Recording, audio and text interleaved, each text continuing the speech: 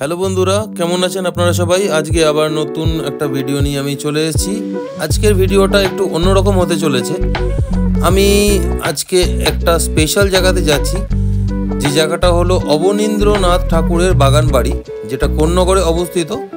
আমি হাওড়া স্টেশন থেকে ট্রেন ধরে কোন্নগর পৌঁছাবো এবং কোন্নগর থেকে আমি লোকাল টোটো নিয়ে অবনীন্দ্রনাথ ঠাকুরের বাগান বাড়ি দেখতে যাব। তো সেই উদ্দেশ্যে আমি বেরিয়েছি। যদিও আমি কলকাতা বা পশ্চিমবঙ্গের ব্লগ সেরকমভাবে এখনও বানিয়ে উঠিনি, কারণ দিল্লিতে থাকাকালীন আমি ব্লগ বানানো শুরু করি এবং সেই হেতু আমার নর্থ ইন্ডিয়াতেই ম্যাক্সিমাম ব্লগ বানানো আছে। তো নর্থ ইন্ডিয়ার সব জায়গায় আমি ব্লগ বানিয়েছি, কিন্তু ওয়েস্ট বেঙ্গলে আমি ব্লগ বানানো শুরু করি বেশিরভাগ এই বছর থেকেই, দুর্গাপুজোর পর থেকে।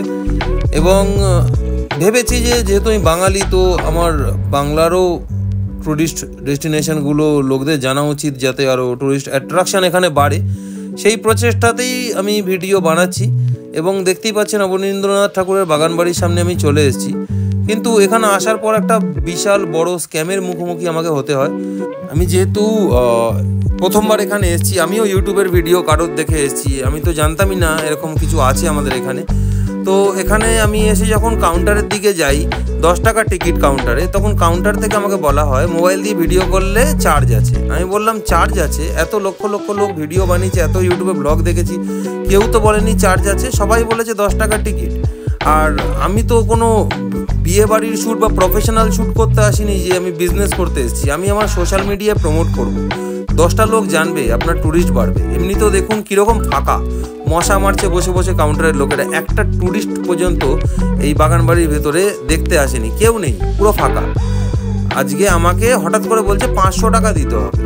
কোথাও লেখা নেই, কাউন্টারের বাইরে ভেতরে কোথাও নেই যে 500 টাকা দিতে হবে মোবাইল দিয়ে ভিডিও বানালে। আমি তো মোবাইল দিয়ে ভিডিও বানাচ্ছি, আইফোন দিয়ে, কোনো প্রফেশনাল ক্যামেরাও আনিনি। এবং আমাকে এরকমভাবে হ্যারাস করা হয়েছে। প্রত্যেকটি ট্রাভেল ব্লগারদের উদ্দেশ্যে বলছি, আমি দিল্লিতে থাকাকালীন আমি লাল কেল্লা, দিল্লির রেড ফোর্ট, আগ্রার রেড ফোর্ট, তাজমহল, ইন্দিরা গান্ধীর মিউজিয়াম যেটা ইন্দিরা গান্ধীর বাড়ি, জওহরলাল নেহরু মিউজিয়াম যেটা জওহরলাল নেহরুর বাড়ি, সব জায়গায় ভিডিও বানিয়েছি। কোনো জায়গায় এরকম স্ক্যাম নেই, কেউ আপনার থেকে পয়সা চাইবে না। সেখানে বড় বড় আর্মি অফিসার এবং পুলিশ অফিসাররা গার্ডও আছে, কেউ চাইবেন এরকম। কিন্তু আমি অবাক হয়ে গেলাম, পশ্চিমবঙ্গের এরকম একটা খালি ট্যুরিস্ট লোকেশন, যেখানে একটা ট্যুরিস্ট পর্যন্ত নেই, সেখানে কাউন্টারে আমার থেকে ডিমান্ড করছে 500 টাকা। কেন? সোশ্যাল মিডিয়ার ভিডিও বানানোর জন্য। উল্টে আমাকে বলা হচ্ছে আপনাদের জন্যই এই চার্জটা আমরা চাইছি। আমি বললাম যে আমাদের জন্য চার্জ চাইছেন? আমরা প্রমোট করছি বলেই লোক আপনাদের সম্বন্ধে জানছে, নাহলে মশা মারতেও কেউ আসবে না এখানে।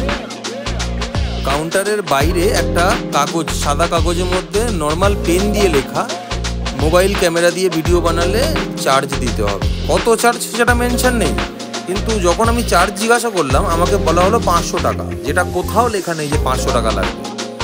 আসলে সেটা 100 হতে পারে, 50 টাকাও হতে পারে। কারণ যেখানে 10 টাকা টিকিট, একটা ট্যুরিস্ট পর্যন্ত নেই, একদম খালি, সেখানে একটা কন্টেন্ট ক্রিয়েটার যদি ভিডিও বানাতে আসে, সেটা তো আপনাদেরই প্রমোট করার জন্য এসছে। আমি এখানে কোনো বিয়ে বাড়ির শ্যুট করতে আসিনি লাখ টাকা কামানোর জন্য। এই ভিডিও বানিয়ে আমিও ইউটিউব থেকে কিছু পাবো না, আপনাদের থেকেও কিছু পাবো না, কিন্তু ভিডিও বানিয়ে আমি লোক পর্যন্ত পৌঁছাবো পশ্চিমবঙ্গের যে ট্যুরিজমকে। আর এভাবে যদি পশ্চিমবঙ্গের ট্যুরিজমগুলোকে এভাবে আমাদের ট্যুরিস্ট ব্লগারদের সাথে বিহেভ করা হয়, তাহলে পশ্চিমবঙ্গ ট্যুরিজম কোনোদিন আগে এগোবে না। বাইরের ট্যুরিজম অনেক এগিয়ে আছে, বাইরে থাকি এবং বাইরের নির্দ্বিধায় ভিডিও বানাই, কেউ আমাদের এরকম করে স্ক্যাম করে না।